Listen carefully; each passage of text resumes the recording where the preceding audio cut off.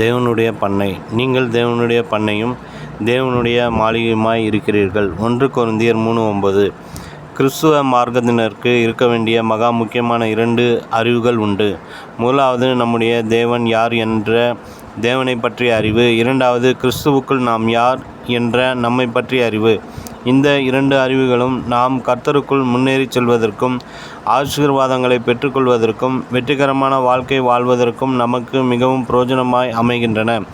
கிறிஸ்துவுக்குள் நாம் யார் என்று வேதம் சொல்லுகிறது. நாம் உலகத்திற்கு வெளிச்சமாய் இருக்கிறோம். மத்தேயு 5:14. நாம் உலகத்திற்கு ஒப்பாய் இருக்கிறோம். மத்தேயு 5:13. தேவனுடைய பிள்ளைகளாய் இருக்கிறோம். யோவான் 1:12. இன்றைய துவக்க வசனத்திலே நாம் தேவனுடைய பண்ணையாய் இருப்பதுடன் தேவனுடைய மாளிகையாயும் இருக்கிறோம் என்று அப்போஸ்தலர் பவுல் சொல்கிறார். பண்ணை என்ற வார்த்தை கிராமங்களிலே அதிகமாய் பயன்படுத்தப்படும் ஒரு வார்த்தையாகும். நிலபுலன்கள், ஆடு மாடுகள், வேலையாட்கள் ஆகிய வசதிகளை கொண்டிருக்கிற மனிதனை பண்ணையார் என்று நாம் அழைக்கிறோம். அப்படியானால் நாம் தேவனுடைய பண்ணையாய் இருக்கும்போது அங்கே நமக்கு வேலைகள் உண்டு, உத்தரவாதங்கள் உண்டு, கர்த்தரோடு நிற்கிறோம் என்ற மன மகிழ்ச்சியும் உண்டு. பழைய ஏற்பாட்டிலே கர்த்தர் இஸ்ரவேல் ஜனங்களை தமது பண்ணையாக தெரிந்து கொண்டார்.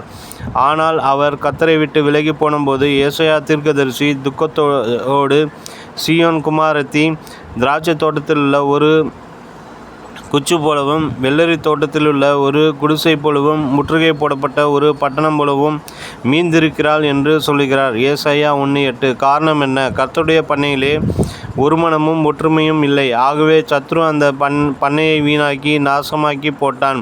அருமையான திராட்சை தோட்டம் இருக்க வேண்டிய இடத்திலே முள்ளும் குறுக்கும் களைகளும் வளர்ந்து பண்ணைகளை கெடுத்து விட்டன. கிறிஸ்துவுக்குள் நாம் அனைவரும் ஒரு குடும்பமும் ஒரு பண்ணையுமாய் இருக்கிறோம்.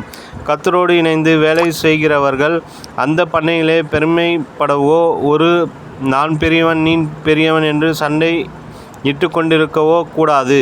ஒருவன் நான் பவுலை சேர்ந்தவன் என்றும் வேறொருவன் நான் அப்போலோவை சேர்ந்தவன் என்றும் சொல்லுகிறபடியால் நீங்கள் மாம்சத்துக்குரியவர்கள் அல்லவா?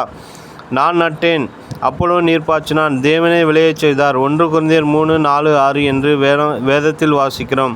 தேவ பிள்ளைகளே, நம்முடைய தாளந்துகள், திறமைகள், ஆவியின் வரங்கள் எல்லாம் கர்த்தர் நமக்கு கிருபையாய் தந்த ஈவுகள். அவைகளை நாம் பயன்படுத்தும்படியே கர்த்தருடைய பண்ணையிலே வேலையாட்களாய் இருக்கிறோம்.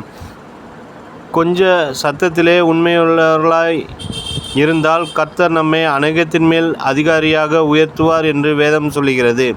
நினைவிற்கு நன்மை செய்கிறதில் சோர்ந்து போகாமல் இருப்போமாக. நாம் தளர்ந்து போகாதிருந்தால் ஏற்ற காலத்தில் அறுப்போம். கலாத்தியர் 6:9.